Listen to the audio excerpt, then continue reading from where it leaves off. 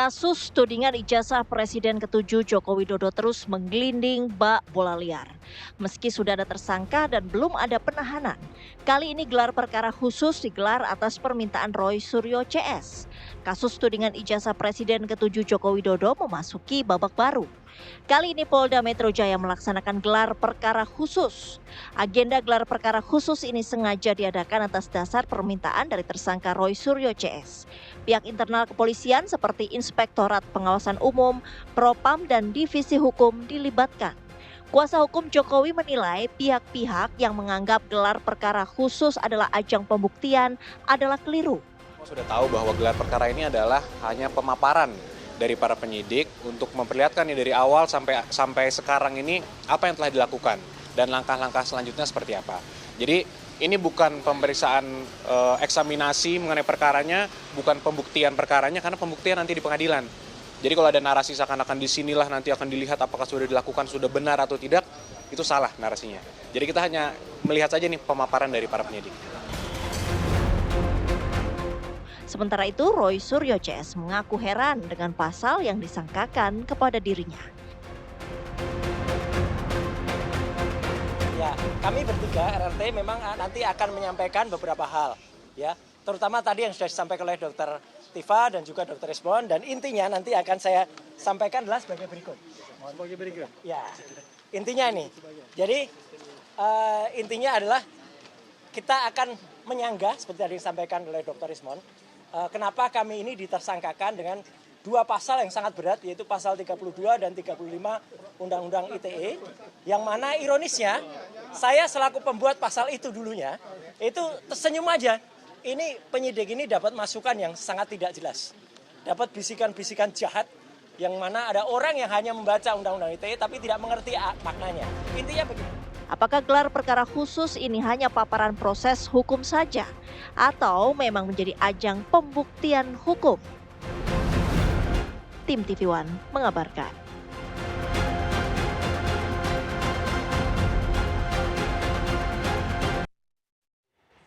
Pemirsa, hari ini Polda Metro Jaya menindaklanjuti permintaan terkait gelar perkara khusus dari tudingan ijazah palsu milik Presiden RI ke-7 Joko Widodo. Pertanyaannya kemudian, apakah ijazah milik Joko Widodo ini dihadirkan dan apakah pula gelar perkara khusus ini sudah cukup bisa menjawab pertanyaan-pertanyaan yang dirasa masih mengganjal dari pihak Roy Suryo CS. Malam hari ini kita akan membahas dan menemukan jawabannya bersama dengan sejumlah narasumber yang sudah bergabung di Apa Kabar Indonesia Malam. Ada Sekjen Pradi, Bang Ade Darmawan. Selamat malam, Bang Ade. Selamat malam, Mbak Sehat, Bang? Sehat banget. Terima kasih sudah hadir. Sehat banget. Langsung ganti pakaian tanpa. Betul, tadi pagi saya lihat pakai jas, sekarang sudah pakai batik di sini. Karena TV One, saya harus luar biasa. Terima kasih Bang Ade. Dan juga hadir di sampingnya ada Prof. Suparji Ahmad, pakar hukum pidana dari Universitas Al-Azhar. Selamat malam Prof. Apa kabar? Sehat juga ya Prof? Sehat. Dan juga bergabung melalui sambungan Zoom ada Bang Abdul Ghafur Sangaji, kuasa hukum dari Roy Suryo CS. Selamat malam Bang Sangaji. Selamat malam Mbak Ane, selamat malam Bang Ade, selamat malam Prof. Suparji. Selamat malam Bang Ghafur. Bang Sangaji, ini kan untuk menindaklanjuti permintaan dari Roy Suryo CS. Sudah puas Bang dengan dilaksanakannya gelar perkara khusus hari ini? Gelar perkara khusus ini bukan ajang untuk memuaskan ya Mbak Ane ya. Oke. Tapi gelar perkara khusus ini adalah forum untuk belanja masalah. Tadi disampaikan oleh pihak penyidik Polda Metro Jaya bahwa forum ini harus dimanfaatkan oleh kedua belah pihak untuk belanja masalah terkait dengan penetapan tersangka ini. Nah, tadi di dalam proses gelar perkara kebetulan juga dihadiri oleh Bang Ade Darmawan di sesi yang pertama. Kami fokus kepada aspek formil dan aspek material. Aspek formilnya itu berhubungan dengan barang bukti utama atau primary evidence, yaitu ijazah Pak Joko Widodo, apakah sudah disita atau belum. Nah, kemudian dijawab oleh Polda Metro Jaya sudah disita. Lalu kami masuk ke hal yang paling krusial, yaitu bisakah ijazah Pak Joko Widodo itu ditampilkan kepada para peserta gelar perkara khusus? Nah tadi memang ada sempat perdebatan sengit ya antara kami dengan tim kuasa hukumnya Pak Joko Widodo, termasuk juga dengan Bang Ade Darmawan sebagai salah satu saksi dalam perkara ini. Intinya adalah begitu kami didengarkan keterangannya atau didengarkan argumentasi hukumnya, maka kemudian penyidik Polda Metro Jaya di akhir-akhir, di menit-menit yang menentukan itu, membuka ijazah Pak Joko Widodo yang disegel. Jadi ada 2 ijazah yang dibuka oleh Polda Metro Jaya, Mbak Ane, yaitu yang pertama ijazah S1 UGM yang disita dari tanggal 23 Juli 2025, kemudian didapat surat penetapan sitanya oleh Ketua Pengadilan Negeri Surakarta itu tanggal 24. Ya. Dan ijazah yang kedua yang ditampilkan adalah ijazah SMA Pak Joko Widodo. Nah, dari 2 ijazah yang ditampilkan ini, kami kemudian mempertanyakan barang bukti pembanding atau ijazah pembanding Pak Joko Widodo. Dijelaskan oleh penyidik bahwa ada 13 ijazah pembanding yang sudah disita, tapi kemudian oleh penyidik tidak bisa dibuka, tidak bisa ditampilkan. Sehingga kami belum bisa memastikan apakah ijazahnya Pak Joko Widodo dengan 13 ijazah pembanding itu sama atau tidak. Tapi inti yang kemudian bisa kami sampaikan kepada seluruh rakyat adalah ijazah Pak Joko Widodo tidak berbeda dengan yang selama ini beredar di publik dan yang selama ini dijadikan sebagai bahan analisa Mas Roy, Bang Rismon. Kalau tidak berbeda artinya itu, Mbak Ane. Ya, kalau tidak berbeda artinya masalahnya di mana lagi, Bang Sangaji? Kan tadi secara formil ijazah Pak Jokowi yang diminta sudah dihadirkan. Tapi kemudian sekarang Roy Suryo CS juga mengharapkan ada ijazah-ijazah pembanding yang selama ini digunakan juga ikut dihadirkan, begitu? Iya, jadi gini Mbak Ane, kami mendasarkannya pada Perkapolri nomor 10 tahun 2009 tentang laboratorium forensik. Ya. Di dalam pasal 79, pasal 80 dan pasal 81 Perpol nomor 10 2009 tersebut, untuk menentukan identik suatu dokumen yang diduga adalah dokumen palsu, maka ijazah pembanding atau dokumen pembanding itu harus bisa dipastikan 2 hal. Yaitu apakah sudah didapatkan keabsahan dari pihak yang mengeluarkan ijazah dan ataukah sudah ada berita acara penyitaannya. Nah tadi itu yang tidak disampaikan oleh penyidik. Sehingga secara material kami belum bisa melihat ijazah Pak Joko Widodo itu ketika dibandingkan dengan ijazah-ijazah temannya itu identik atau tidak. Kami belum bisa melihat secara kasat mata ya. Karena itu tidak dibuka. Meskipun tadi disampaikan bahwa laboratorium forensiknya itu sudah mengatakan ijazah yang dibandingkan itu hasilnya adalah identik. Hanya kan kami perlu mendapatkan kepastian juga gitu.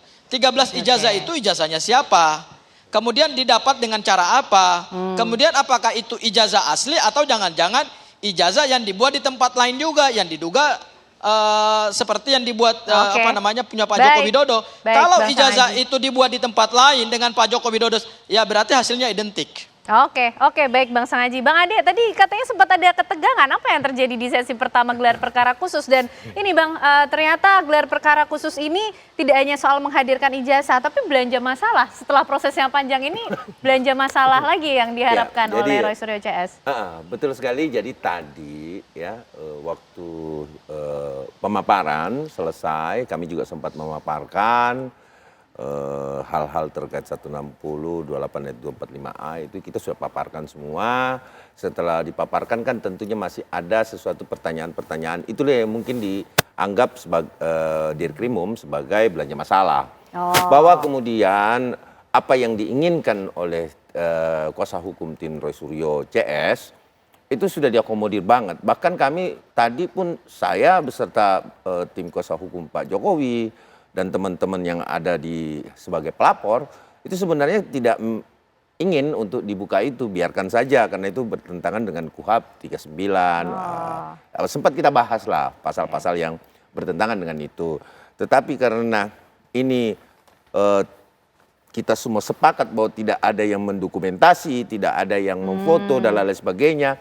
akhirnya sepakatlah Dirkrimum mengambil langkah tegas, mengambil langkah yang kita apresiasi sih, bahwa ya monggo, karena ada yang ngomong dari pihak sebelah juga bahwa ditunjukkan selesai gitu loh kan. Nah tapi ini kan nggak selesai akhirnya kan. Betul kan apa yang kami prediksi selama ini, bahwa kalaupun ditunjukin percuma. Karena dibutuhkan ijazah pembanding loh tadi katanya jadi Bang ijazah pembanding gini, Bang Ade. Gini, Dirkrimum tidak mau mengambil resiko lebih panjang lagi, lebih besar lagi. Kenapa saya katakan begitu? Karena apabila ijazah pembanding ini dibuka, ini kan ada nama seseorang, ada private di situ, terus tidak dihadiri oleh kuasa hukum dari pihak pembanding ini, ya kan? Sehingga harus izin siapa? Kalau ijazah Pak Insinyur Joko Widodo, tentu ada kuasa hukumnya yang bertanggung jawab tentunya menyampaikan kepada Pak Insinyur Joko Widodo. Kalau terkait rekan-rekan kuliah Pak Jokowi artinya harus dihadirkan juga pihak-pihak rekan-rekan kalau Pak Jokowi. Seandainya dia diundang, tetapi kan dia tidak diundang, sehingga tentu ada resiko di situ menabrak aturan, sehingga mungkin Dirkrimum ya sudah, yang paling diinginkan kan ijazahnya Pak Jokowi kan, watermarknya tidak ada, terus lintasan stempelnya nggak ada, fotonya bukan Pak Insinyur Joko Widodo. Dijelaskan detail ya tadi ya pada saat terus itu ya. embosnya nggak ada, karena kami yang meminta. Pada saat dibuka kami bilang ada ya embosnya ya, teman-teman lihat ya ada embosnya ya. Terus kemudian kami juga bilang, persatu ya, iya ada watermarknya kan, clearkan. ada watermarknya. Terus kemudian lintas stempel benar di atas foto kan, kan itu. Jadi kami sampaikan betul-betul agar ini clear gitu loh di dalam ruangan ini, bahwa Anda sudah melihat ada watermark, ada emboss. Clear kan? Ini kan yang selama ini dinarasikan oleh Roy Suryo CS, menyampaikan 1 juta %, 99,999% gitu palsu. Nah sementara inilah hasil dari 99 palsu yang disampaikan Roy Suryo, bahwa kemudian ini ditunjukkan tidak selesai. Kami juga sudah yakin itu bahwa ini tidak akan selesai. Tetapi justru di sini kami mendapat poin mengambil satu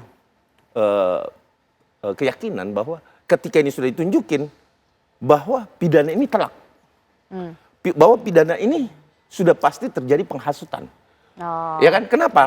Karena mereka tidak melihat fisik, tetapi mereka bisa menyampaikan kepada publik, meyakinkan masyarakat Indonesia, membrainwash masyarakat Indonesia bahwa ini palsu dan palsu. Tapi ingat Pak, masih banyak memang betul bahwa belanja masalah, masih banyak yang akan detail disampaikan oleh Polda Metro nanti, tapi tentunya dalam bentuk rekomendasi nanti kan, bahwa apa pertanyaan-pertanyaan itu akan diajukan di dalam gelar perkara yang kedua yang diikuti oleh pengawas, antara penyidik pengawas. Tentu itu belanja masalahnya di situ yang akan pertanyakan. Intinya bahwa tentu di sana harusnya terpuaskan, tetapi hari ini bukan kita soal memuaskan, kata Bang Sangaji, tapi hari ini kita membuktikan bahwa tentu alasan akan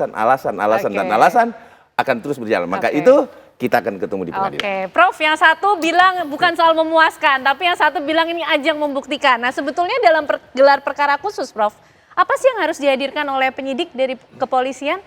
Ya, bahwa gelar perkara itu termasuk gelar perkara khusus bagian dari sistem peradilan pidana terpadu. Yang itu dalam tahap penyidikan, bisa di awal, bisa di tengah, bisa di akhir penyidikan. Untuk perkara ini di tengah penyidikan. Maka apa urgensinya? Pertama, bagian dari respon atas permintaan dalam hal ini Roy Suryo dan teman-teman. Dan forum itu kemudian dibuat dalam rangka untuk melakukan evaluasi tentang kinerja penyidik. Terus kedua tentunya untuk memastikan bagaimana pemenuhan unsur-unsur terhadap pasal-pasal yang disangkakan. Tentunya juga untuk memastikan tentang alat bukti yang telah dipakai dan merumuskan tentang langkah-langkah berikutnya. Jadi kalau kemudian dipersepsikan bukan sebagai alat pemuas ya betul. Dan bukan dipersepsikan sebagai belanja masalah juga sepenuhnya tidak. Tetapi sebagai bagian dari satu proses penegakan hukum. Supaya apa? Supaya betul-betul transparan, akuntabel, kredibel, dan gelar perkara itu bisa karena permohonan dari tersangka, permohonan dari misalnya pelapor juga bisa, atau bisa juga karena adanya atensi publik. Maka urgensi gelar perkara ini tentunya kita apresiasi dari penyidik yang telah menggelar, dan memang bukan sebagai satu arena untuk membuktikan sepenuhnya, tetapi adalah mengevaluasi tentang langkah-langkah yang telah dilakukan penyidik, apakah secara prosedural sudah benar, secara substansi sudah benar, secara kewenangan telah dilakukan dengan baik dan benar. Maka untuk itu, kalau kemudian pada akhirnya menimbulkan ketidakpuasan, pada satu sisi bahwa sudah ditunjukkan ijazahnya, tetapi kemudian pada sisi yang lain masih keberatan. Karena apa? Karena kalau sudah membandingkan tetapi pembandingnya tidak ada, itu yang menyebabkan kemudian ada orang-orang yang dibandingkan tadi itu tidak dihadirkan kan, sehingga kemudian akhirnya menimbulkan ketidakpuasan. Dikhawatirkan tadi itu yang dibandingkan dengan yang sama dibandingkan itu sama-sama tidak benar. Oke, gitu sampai situ dulu Prof. Ini tadi soal narasi memuaskan, membuktikan, kita pilih tengahnya, mengevaluasi kalau kata Prof. Suparji. Nah, kita ingin tahu nih nanti kira-kira keberatan apa sih dari pihak Roy Suryo CS yang kemudian mungkin muncul dari gelar perkara khusus hari ini? Dijawabnya nanti Bang Sangaji, sesaat lagi kami hadir kembali untuk Anda pemirsa.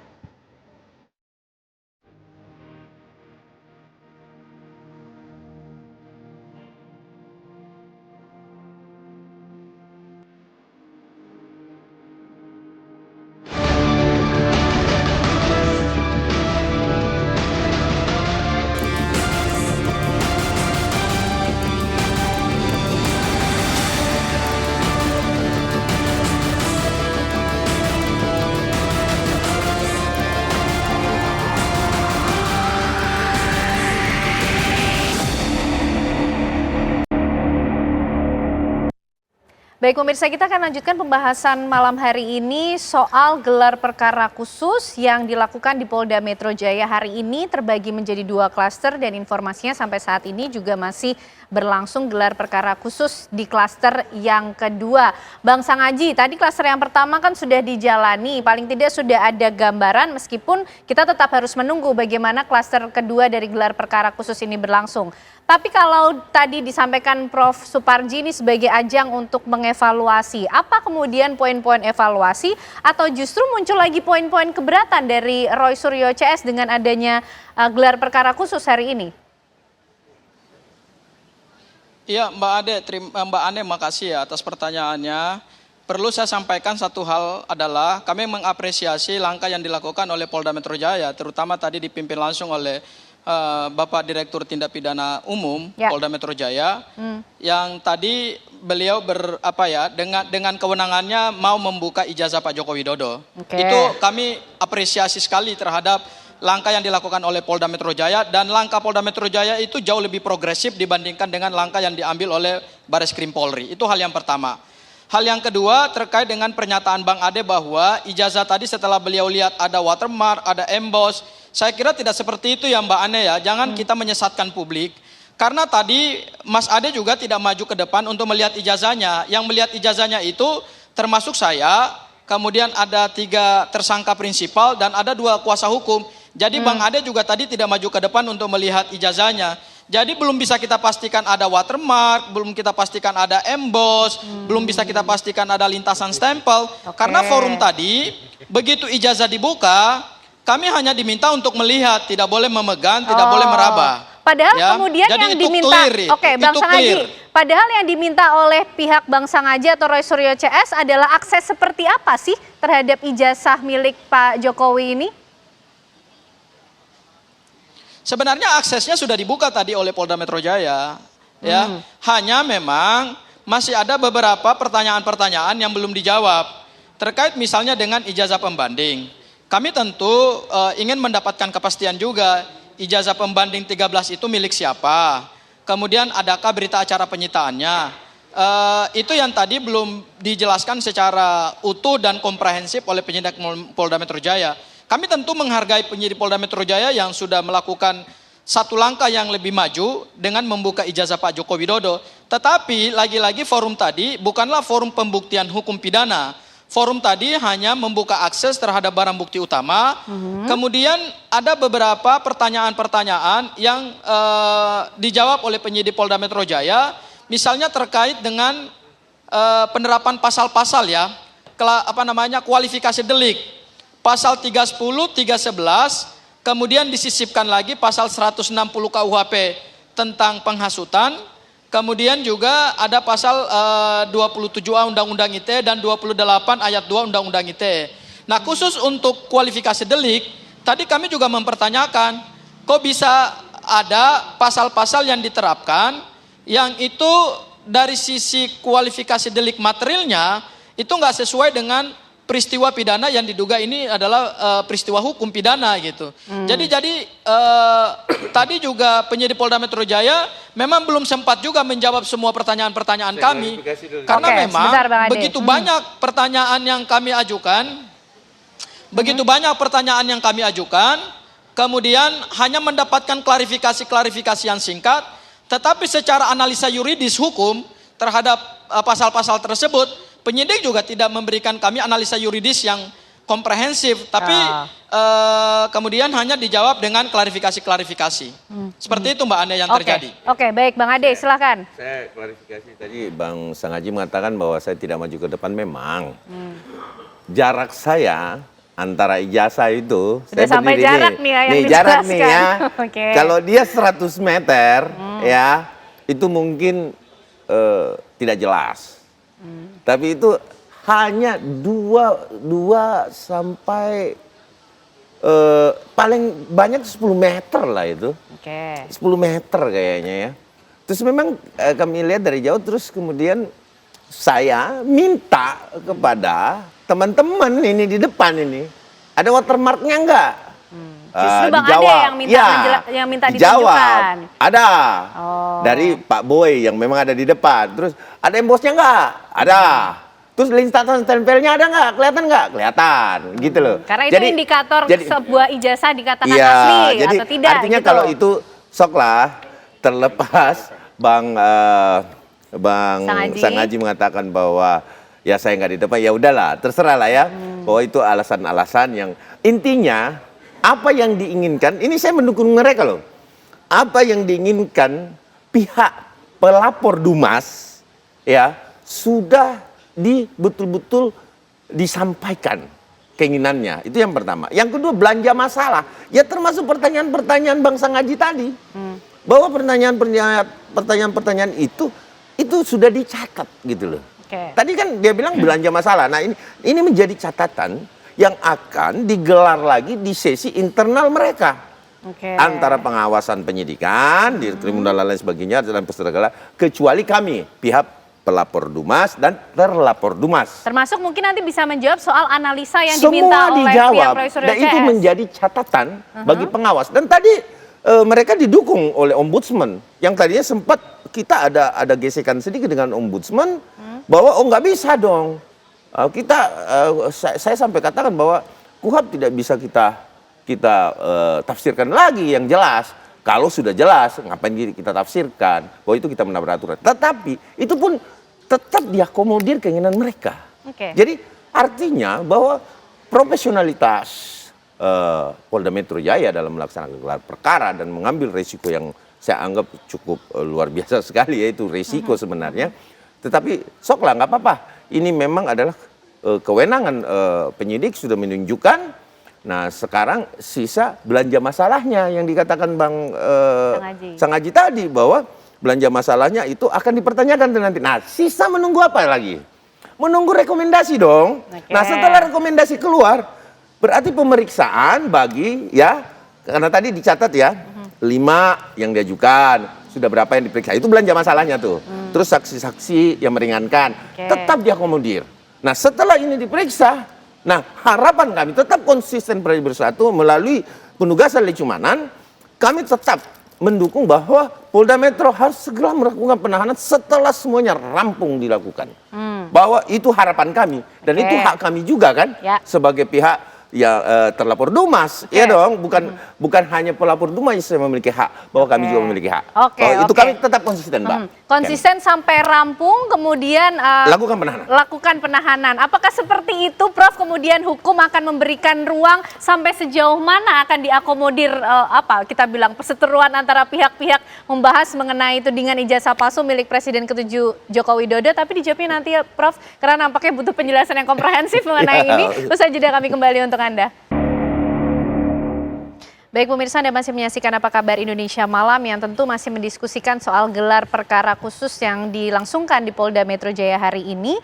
Prof. Suparji, ini kemudian ada ruang apa lagi kira-kira kalau secara hukum yang kemudian bisa mengakomodir tadi hasil dari belanja masalah, karena ada beberapa poin keberatan juga yang nampaknya dari Roy Suryo CS yang masih ingin coba di-challenge, Prof, dari para penyidik dari Polda Metro Jaya seperti analisa, klarifikasi pasal-pasal yang dikenakan, ijazah pembanding, termasuk kalau saya tidak salah ingat sempat ada rencana untuk menghadirkan saksi-saksi juga dari Roy Suryo CS.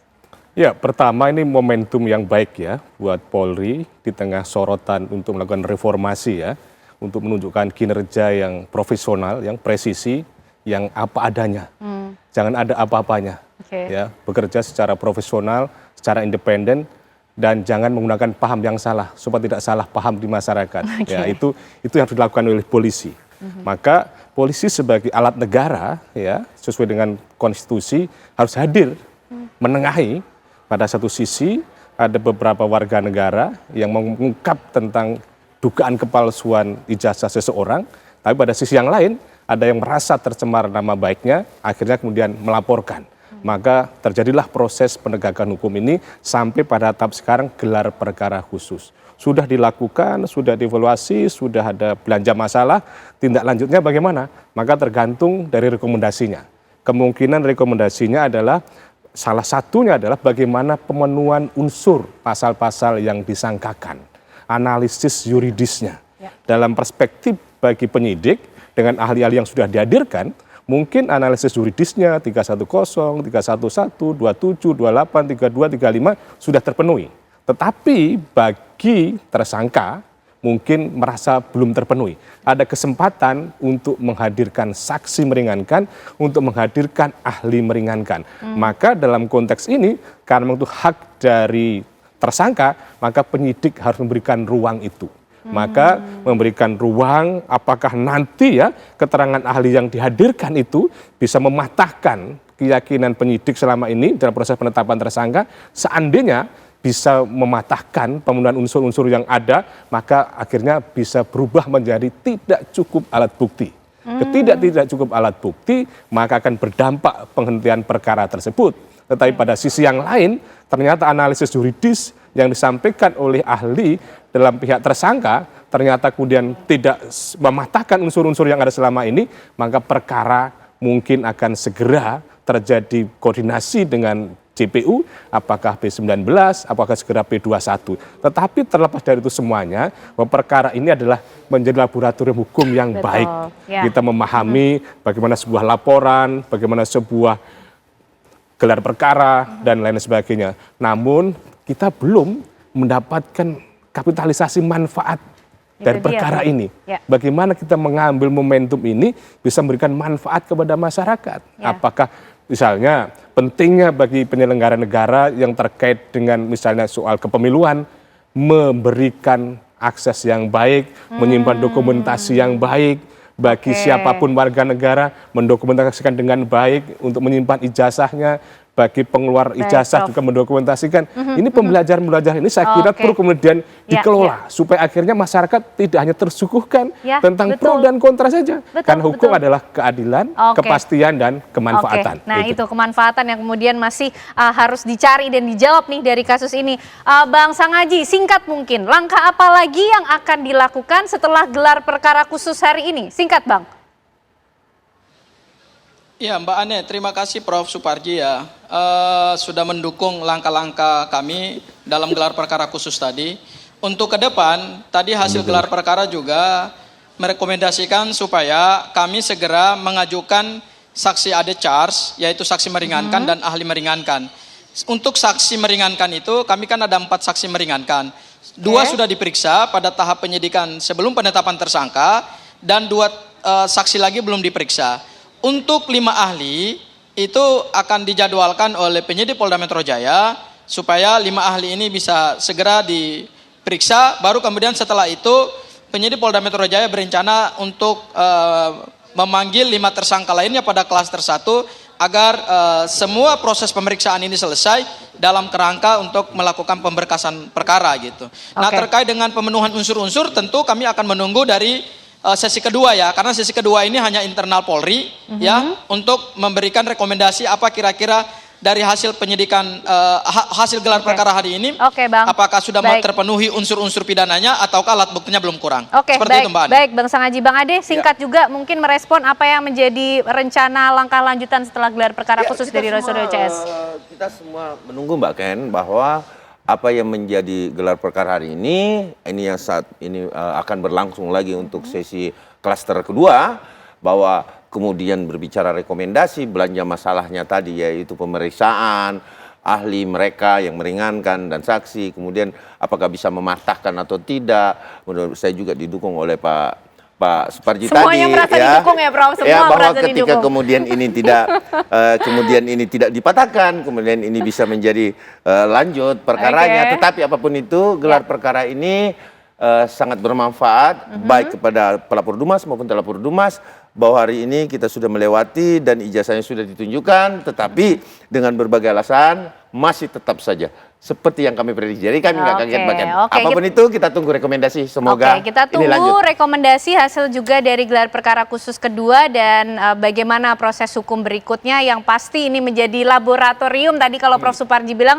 laboratorium pembelajaran hukum yang kemudian harus memiliki manfaat juga untuk masyarakat.